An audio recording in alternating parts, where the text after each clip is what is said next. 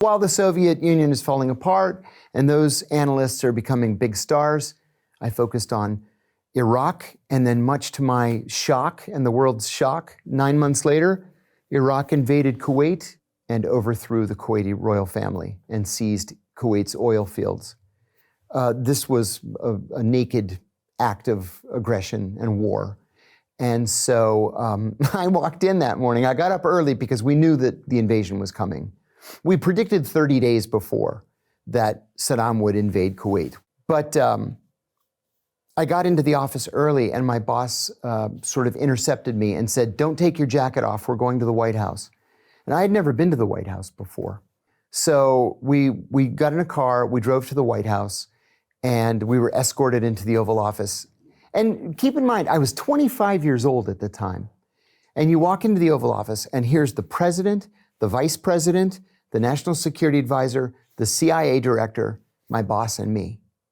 And the mood is very heavy. So everybody sits down and the president says, "Well, now what do we do?" And then everybody turns and looks at me. And it took me a second to get my bearings. And I said, "Well, the Kuwaiti government's been overthrown. The Iraqi government announced this morning that they had installed Ahmed al-Khatib as the occupation governor of Kuwait." I said, "Unfortunately, we happen to know a lot about Ahmed Khatib. He got a medical degree at the American University of Beirut, and his college roommate was George Habash, and together they created the Popular Front for the Liberation of Palestine." And the vice president says, "Jesus Christ." And I thought, wow, this is bad.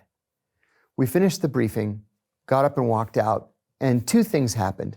My boss said to me, "There's something you need to understand." He said, "I'm not sure that you're appreciating the importance of what's happening. It's not unusual for a country that we cover to go to war.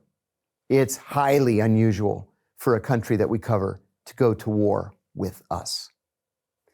And then later that afternoon, Margaret Thatcher, who at the time was the British Prime Minister, called the president.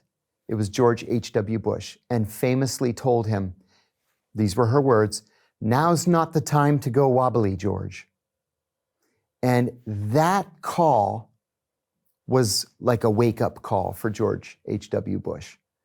And so we sent the largest army deployed since the end of the Vietnam War. We invaded Kuwait, we liberated it, and then the rest is history.